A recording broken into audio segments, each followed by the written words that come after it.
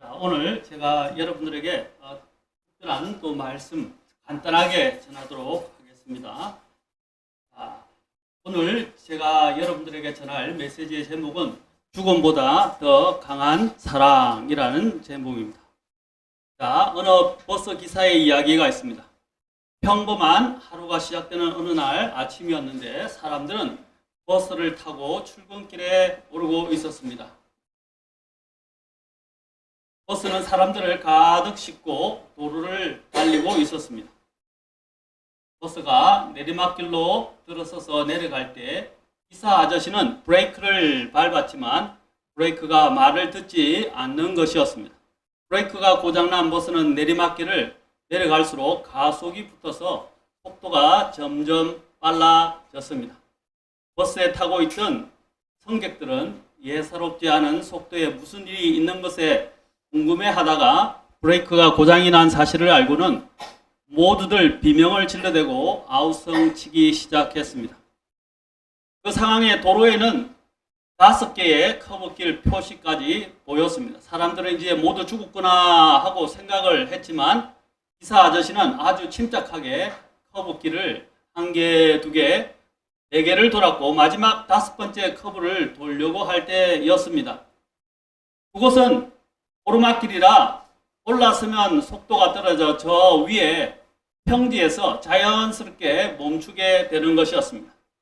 버스가 내리막길을 달리면서 버스기사는 도로에서 뛰놀고 있는 아이들이 버스기사를 보고서 경적을 계속 울리면서 내려왔기에 다른 아이들은 다행히 피했습니다. 그러나 한 아이가 아직도 피하지 못하고 우물거리며 서 있는 것이었습니다. 운전기사는 핸들을 꼭 붙잡고서 아주 절망적인 듯 깊은 고민을 했습니다. 저 작은 아이를 피해 핸들을 꺾는다면 이 버스 안에 사람들은 크게 다치거나 죽게 되고, 그러나 버스에서 탄 많은 사람들을 살리려면 저 아이를 칠 수밖에 없었습니다. 어떻게 하면 좋을까요? 저 아이를 치고 많은 승객을 살릴 것인가? 아니면 저 아이를 살리고 많은 승객의 목숨을 위태롭게 할 것인가? 하고 고민에 빠졌습니다. 버스 운전기사는 곧바로 아이를 향해 돌진했고 그 버스에 부딪힌 아이는 튕겨져 나가 떨어지면서 적사하고 말았습니다. 다행히 언덕길 위에 평지에 가서 버스는 멈춰 섰습니다. 버스는 멈췄고 기사는 황급히 내려 아이를 가슴에 품었지만 이미 아이는 숨을 거둔 뒤였습니다. 버스에 탄 승객들은 버스에서 내리면서 자신들의 양심의 가책을 만회하려고 그 버스 운전기사를 아이를 친 살인자라고 비난했습니다. 버스 승객들의 야유와 비난은 끊이지 않았습니다. 그때 그 버스 운전사를 잘 알고 있던 한 승객이 나서서 소리쳤습니다. 모두들 그만 좀 하세요. 당신들은 아무것도 모르지 않습니까? 저 기사 양반이 친 아이는 그 아저씨의 외동 아들이란 말입니다. 라고 말했습니다. 그 기사의 외동 아들이었던 것입니다. 그곳에서 야유와 비난과 욕설을 퍼붓던 사람들은 모두 잠잠하고 고개를 숙였습니다. 그 안이 벙벙하여 서 있는 사람들, 눈물을 흘리는 사람들도 있었습니다. 그 버스 운전기사는 죽은 아이를 향해 흐느끼며 나지막한 목소리로 말했습니다. 미안하다, 아들아. 자, 이것은 스위스 한 작은 마을에서 일어난 실화였습니다. 또 다른 곳에서는 이것이 스웨덴에서 일어난 것이라고도 이야기합니다. 스웨덴이든 스위스는 이것은 실화라고 알려져 있습니다. 자기 아들을 눈앞에서 칠 수밖에 없었던 아버지의 마음은 얼마나 아팠을까요? 어느 누가 자기 자식을 죽이고 싶겠습니까? 만약 여러분이 저 운전버스 기사였다면 어떻게 하셨겠습니까? 저는 그런 일을 상상도 하기 싫지만 어떻게 해서든지 제 자식을 살리고 싶을 것 같습니다. 이 실화는 하나님께서 죄로 인해 멸망을 향해 가고 있는 저와 당신을 위해서 2000여 년 전에 십자가에서 행하신 놀라운 일을 잘 설명해 줍니다. 우리는 브레이크가 고장난 질주하던 버스의 승객처럼 하나님의 법을 어기고 그 대가로 지옥을 향해 질주하던 죄인들이었습니다. 그러나 사랑의 하나님께서는 우리를 사랑하시고 불쌍히 여기셔서 우리의 죄값을 대신 지불하게 하시려고 자신의 독생자 예수님을 2000년 전에 이 땅에 보내사 십자가에 못 박혀 피 흘려 죽게 하셨습니다. 예수님께서 십자가에 모진 고통과 수치를 당한 것은 저와 여러분을 대신해서 받으신 것입니다. 그분께서 죽으신 것은 자신의 죄 때문이 아니라 저와 여러분의 죄 때문이었습니다. 그분은 저와 여러분을 너무너무 사랑하셔서 십자가의 형벌을 대신 지신 것입니다.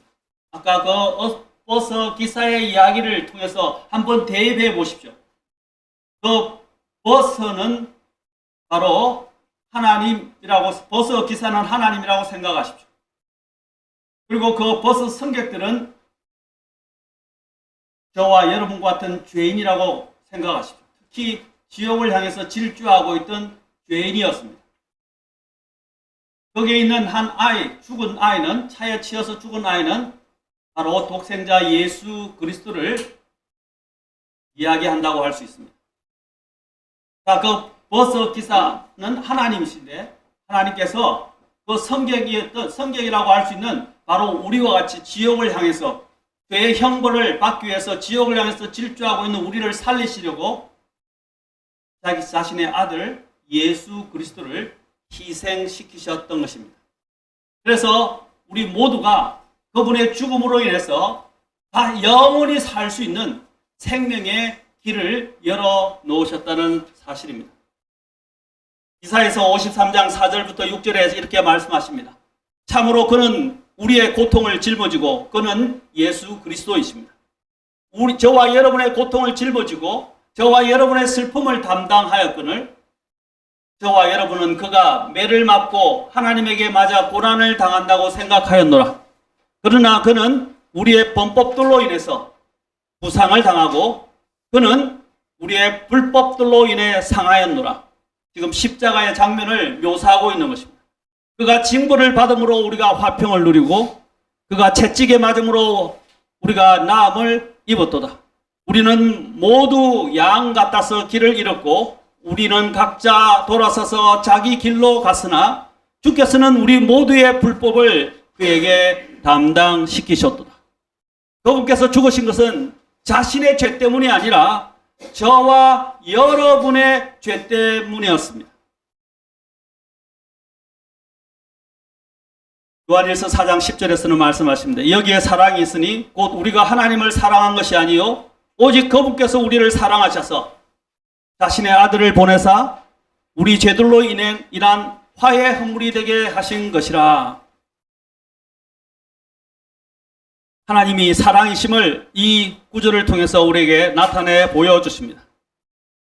요한복음 3장 16절에서는 이는 하나님께서 세상을 이처럼 사랑하사 이 세상 안에는 저와 여러분이 포함되어 있습니다. 하나님께서 저와 여러분을 이처럼 사랑하사 자신의 독생자를 주셨으니 이것은 누구든지 그를 믿는 자는 멸망하지 않고 영존하는 생명을 얻게 하려 하시기 때문이라. 이것이 바로 하나님의 위대한 사랑입니다. 요한복음 15장 13절에서 사람이 자기 친구를 위해 자기 생명을 내려놓으면 이보다 더 큰 사랑이 없느니라. 얼마나 위대한 사랑을 우리에게 보여주셨습니까?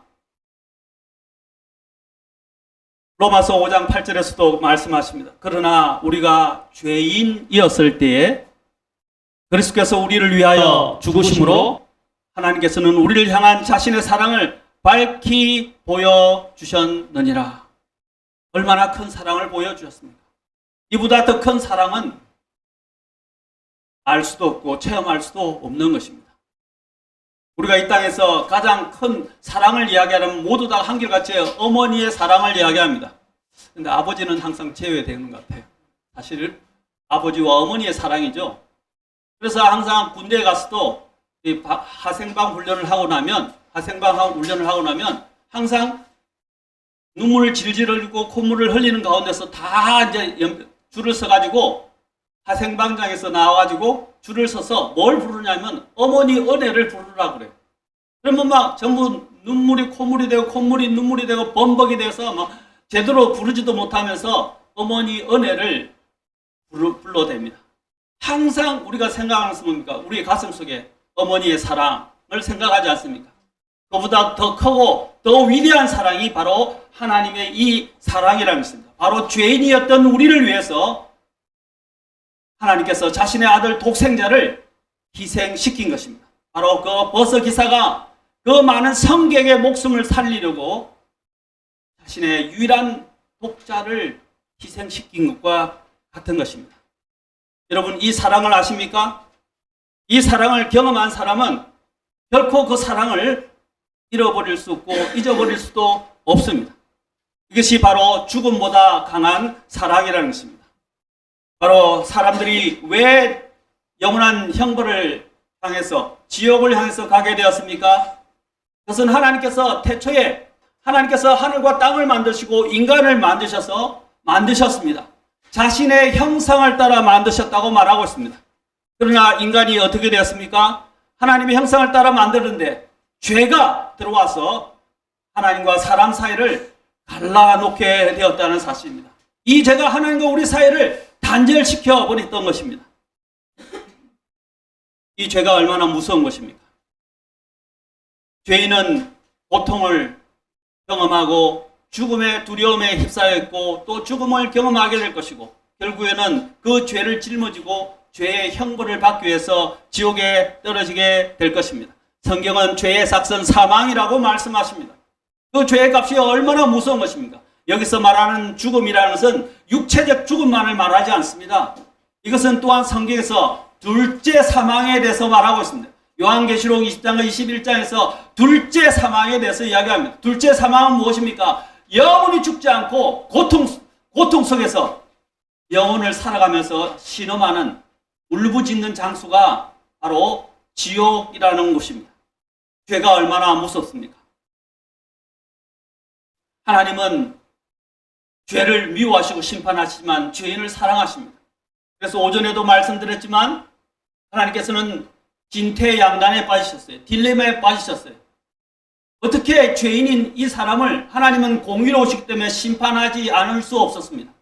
그러나 하나님은 사랑이시라 자신의 형상을 따라 만든 이 인간들을 죄를 지었던 인간을 살리고 싶으신 것입니다. 하나님의 사랑과 공의 사이에서 하나님은 고민하셨어요. 어떻게 해야 좋을 것인가? 살리자니 죄를 지어서 하나님의 공의로 심판을 해야 되고 죽이자니 이들을 너무 사랑해서 그냥 죽게 내버려 둘 수 없고 이것이 바로 하나님의 딜레마였다는 사실입니다. 그런데 하나님께서 그 딜레마에서 지혜를 가지셨습니다. 그 지혜가 무엇입니까? 바로 그 죄인인 인간을 대신해서 자신의 독생자, 죄 없는 독생자 예수 그리스도를 보내셔서 그 예수님이 모든 인간, 저와 여러분의 모든 죄들 그분이 다 짊어지시고 우리가 당해야 될 고통, 우리가 죽어야 할 그 죽음을 대신 당하고 죽게 하신 것입니다. 그래서 예수님이 십자가에 달리셨을 때 바로 그때 예수님께서는 저와 여러분이 져야 할 모든 고통을 지으시고 모욕을 당하시고 저와 여러분이 당해야 될 죽음을 다 그분께서 몸소 받으셔서 돌아가신 것입니다. 죄가 없었던 그분이 왜 그렇게 하셔야 했습니까? 바로 우리를 사랑하셨기 때문입니다. 그리고 죽음은 그 예수님을 붙들어 놓을 수 없었습니다. 예수님은 죄가 없으셨기 때문에 그 죽음이 율법이 그분을 정죄할 수 없었고 죽음이 그분을 붙들어 놓을 수가 없었습니다. 모든 죄인은 죽으면 죽음이 그를 삼키고 그를 붙들어 놓습니다. 아까도 얘기했지만 죄를 용서받지 못한 사람은 영원한 죽음에 빠진다고 했습니다. 그러나 예수님을 믿는 그 순간 어떻게 했습니까? 예수님은 죄가 없으셨고 죽으셨기 때문에 죽음이 그분을 영원히 붙들어 놓을 수 없어서 그분은 무덤을 열고 부활하셨던 것입니다. 그 부활하신 예수님을 믿는 모든 자에게 모든 죄가 용서되고 모두 다 다시 태어나서 영원한 생명을 얻고 천국에 갈 수 있도록 하여 주신 것입니다. 그 예수님을 믿는 순간 우리의 모든 죄, 과거, 현재, 미래의 모든 죄가 다 용서받게 되는 것입니다. 이보다 더 큰 선물이 어디 있습니까? 하나님께서 이 선물을 주시려고 우리를 위해서 예비하신 분이 바로 예수 그리스도이십니다. 그분은 죽음에서 부활하셨습니다. 예수 그리스도를 지금 전하는 이 복음을 듣고 예수님을 믿고 그분을 영접하게 되면 하나님이 어떻게 했습니까? 죄인을 여기에 의인으로 바꿔주시고 심판이 없게 하여 심판에서 생명으로 옮기게 하시고 사망에서 또한 생명으로 옮겨주신다는 사실입니다. 오늘 이 자리에 아직도 예수 그리스도를 알지 못하는 분이 있다면 어느 길을 선택하시겠습니까? 여러분이 정말 지혜로운 분이라면 주님을 선택할 것입니다.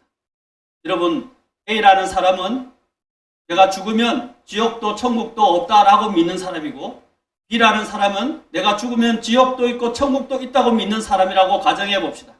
그러면 확률적으로 뭐죠? 확률적으로 볼 때 50대 50입니다.